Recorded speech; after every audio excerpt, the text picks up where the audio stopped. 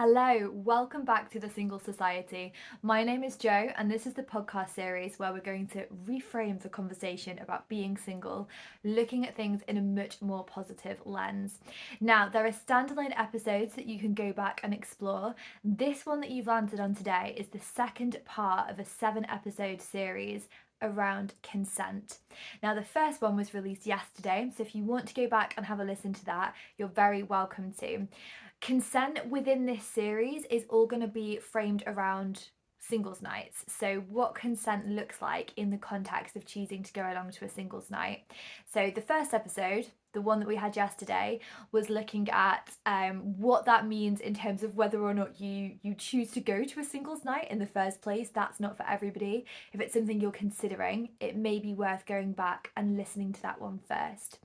If you are listening to this thinking, yep, do you know what? A singles night is for me. This is something that I'd quite like to do. I'd like to potentially meet a partner. I'd definitely like to meet some amazing single people in my local community, get to know another local independent. Great, fantastic. As I say, you will never hear me say ever that you should find a partner or that there's anything lesser about being single. I think that often that's how things are framed, and it's just not the case. There's a huge number of benefits to being single, but if you are in a space right now where you're open to exploring a relationship, then this is a space in this series we're going to look at some of that. Now, singles nights are, on the one hand, very straightforward to run in the sense that it's a group of single people in a room, and the way I run mine is there are conversation cards when you first arrive, there's games, there's quizzes, there's lots of things to help ease everybody in.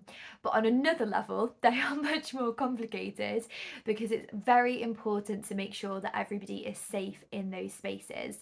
Now, there will always be myself or a couple of event hosts at singles nights looking after you, but I wanted to do this series around consent because there's also something that I need all the participants at singles nights to buy into. And today's episode is going to focus very much on drinking and looking at other boundaries that you may want to set when it comes to attending a singles night. So consent can mean many things, but essentially at its most basic, it's the idea of actively opting into something.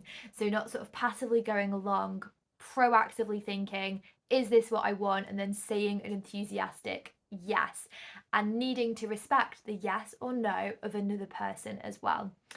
So when it comes to drinking, this is an area that for many of us will be something to reflect on as individuals, but there are certain things I'm going to encourage all of you to do.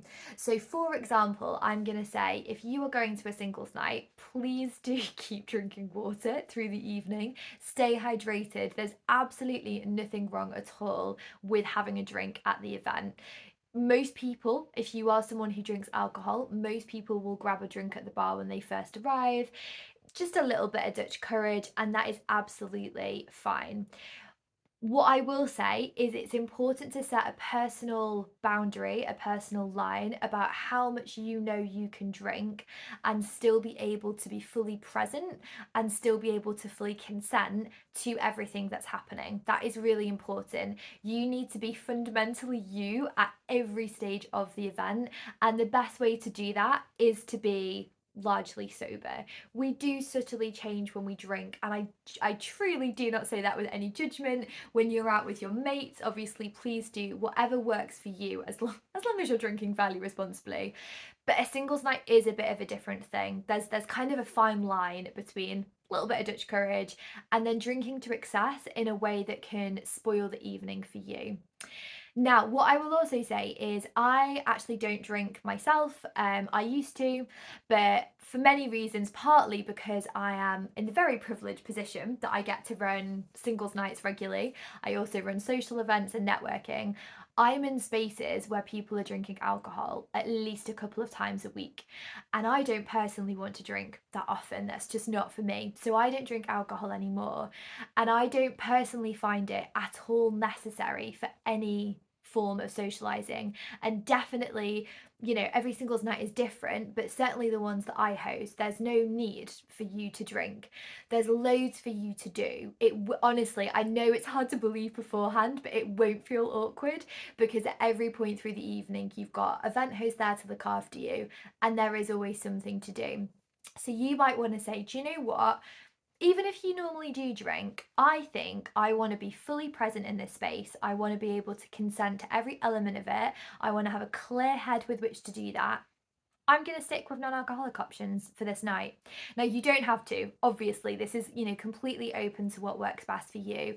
But just asking yourself the question, I think, is helpful, because we can normally go to the default. Now, I love Britain so much. Very British person, very northern, as you may be able to hear from my voice. But something I do sometimes struggle with is that drinking culture is such a big part of who we are and what we do. And it doesn't have to be. It's okay if that's what you enjoy, but it doesn't have to be the default. So just, have a little think before you come to a singles night. What do you want? And I'd broaden this out and apply this to dates as well.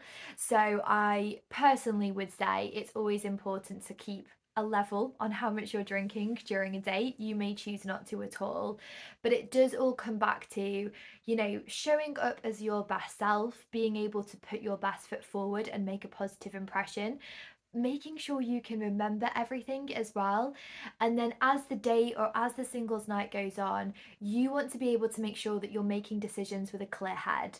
So, the kind of information that you are choosing to share about yourself, or it could even be whether you choose to kiss somebody on the night, whether you choose to go home with somebody on the night. Now, you might be listening to this and thinking, oh gosh, I would never do that, not on the first one. And that's okay if that's you, but no judgment as well if that happens. Like, sometimes you meet people and the chemistry is there and it feels right for you, and that's great. If you want to do that, that's really completely fine. Been running singles nights a long time, and I would say it's not uncommon at all for people to leave together. So please don't, judge yourself or shame yourself for that. But you do need to be in a position that you can proactively consent to that happening. And as somebody hosting the event, it is so important for me that I can trust that that is happening. I'll put everything I can in place to make sure everybody is protected. There'll be water out on the tables. We'll be there as hosts to look after you. But there are certain things that are over to you to reflect on. So this is the second episode in this series around consent. Please do subscribe so that you can see when the others come out, and I will see you in those next episodes. Take care. See you soon.